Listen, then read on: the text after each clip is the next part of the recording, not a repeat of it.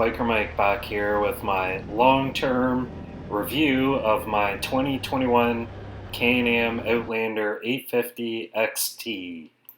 I'll start off by saying I've put about 1,500 miles on this machine and I've had it for right around a year now. I've performed a couple of the service items on it. I've changed the engine oil and also the transmission fluid. I've got a couple videos on those, and I'm just getting ready to change the front and rear differential fluids, which leads right into my first little annoyance with this machine, and that's the fact that it's a little tricky, actually quite a bit tricky, to perform some basic maintenance items on. But it still can be done. I've got a couple videos on it. I'll keep making them as I run into things I need to fix or do maintenance on. And hopefully those videos help you guys out along with this video. So yeah, that was one thing, like I said, that's a little bit annoying, is how tricky it is or can be to do some basic maintenance. I'm a very firm believer in performing all the scheduled maintenance or as much maintenance as you can to keep the longevity of the machine going, and I really do think it makes a big difference to stay on top of it. I've always been a big advocate for it, and I just think it definitely helps prolong the life of the machine. And not only that, but it's also how you ride it. And I know it's a lot of fun to ride them, but if you're somebody who's really thrashing on it every day, obviously it's not going to hold up as well over the long run. But didn't really purchase this machine for really going out and beating on it, although here in these trails, partook in some spirited riding, you could say.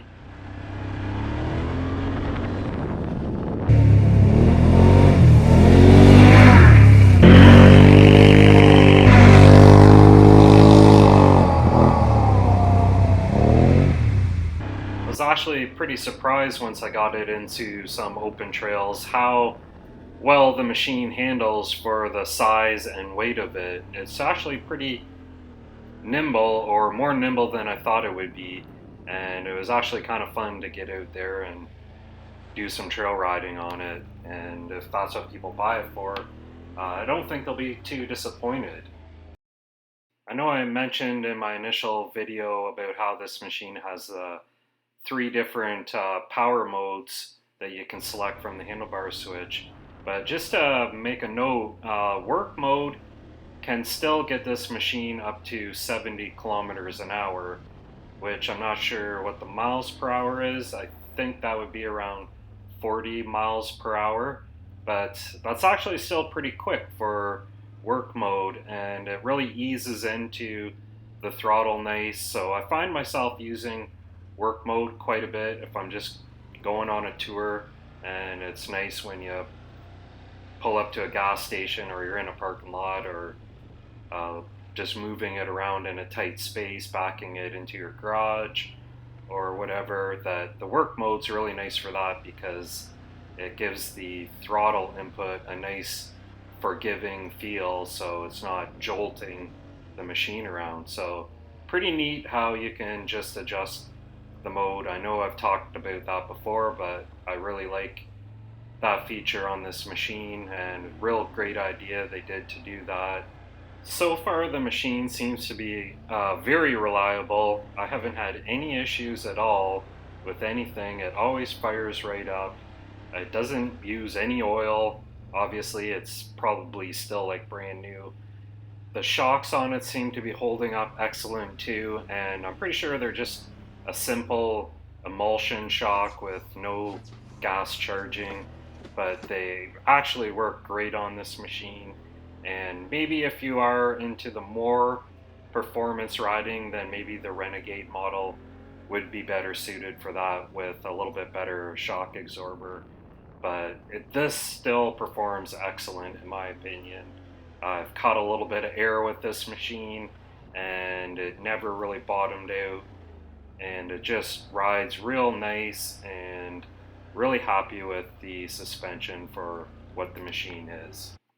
The tires have really held up good on it as well, considering the fact that most of my riding has been basically down gravel roads. They've held up excellent, and they still provide excellent traction in the goopy mud. Obviously, I'm not really somebody who goes out looking for the mud, but it's nice to have the traction there when you need it.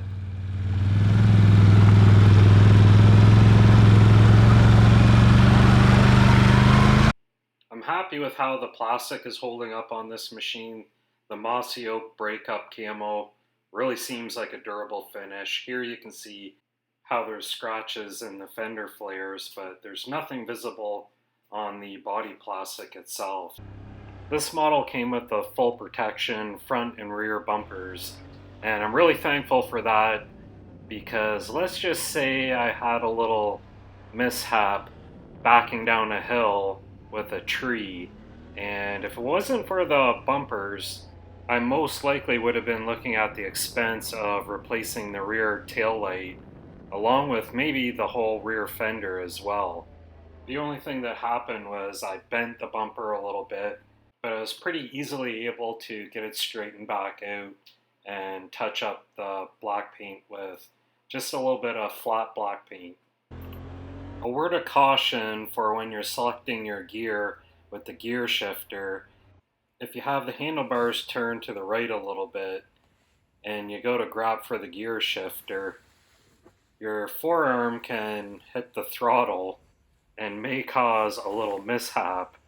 It's probably one of those situations where one of those shift interlock devices where you have to have the brake pressed in to switch the gear would actually come in handy with where that gear shifter is. So just something to be aware of, just a heads up. It happened to me a couple times where the four-wheeler just kind of lunged forward a bit, but luckily nothing was in front of me, and I caught it right away, and it wasn't a big deal, but it could be in some situations. I'm really happy with how well the headlights work on this machine. In my opinion, they're plenty bright enough. I've been out on some back roads at night at a pretty good speed, and with the high beams on, I didn't feel that I was overriding the headlights.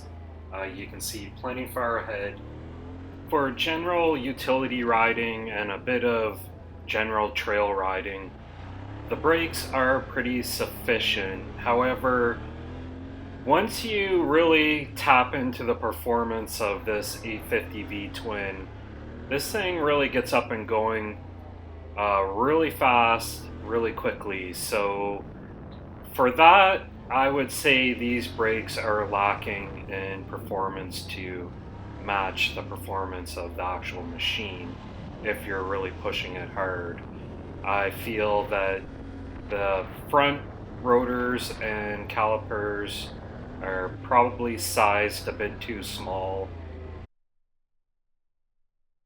And obviously with that single rear disc brake, I mentioned that in my initial impressions of this four-wheeler. And I still stand by the fact, even though I said they were okay and they work fine, but really when you really start pushing it, I feel they do lack the braking power that should be matched to the engine. I do realize I'm getting a little bit picky with things, but I'm just trying to be as honest as I can. And we work hard for our money to pay for these power sports toys, and when they ask the extremely high prices that they ask for them now, I just feel I was a little shortchanged in the braking department on this machine.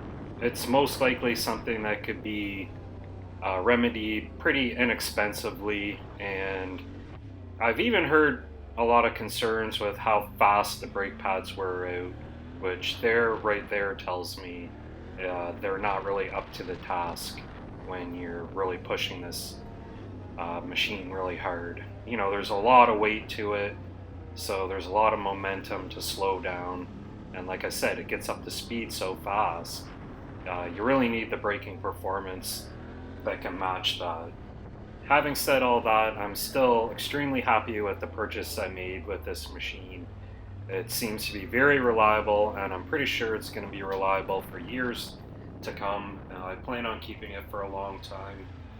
It's a really great machine. The looks are great. It rides great. The engine is awesome in it. It's got a great power plant. That V-twin really does work awesome. Lots of low end and mid, and it really revs out well. It revs out a lot better and further than I thought it would. So kudos for the big V twin Rotax. So if you're still here and stuck around for the whole video, I just wanted to say thanks for watching the video. Hopefully you found it informative. Basically, this is just all my opinion, and you guys might agree with it or disagree, and definitely leave some comments either way, and I'll more than likely get back to you as long as you're being friendly about it. Most people are, and I do appreciate that too. So once again, thanks for watching my video. Be sure to check out the playlist on this machine and watch for more videos on this machine in the future. Once again, Biker Mike out.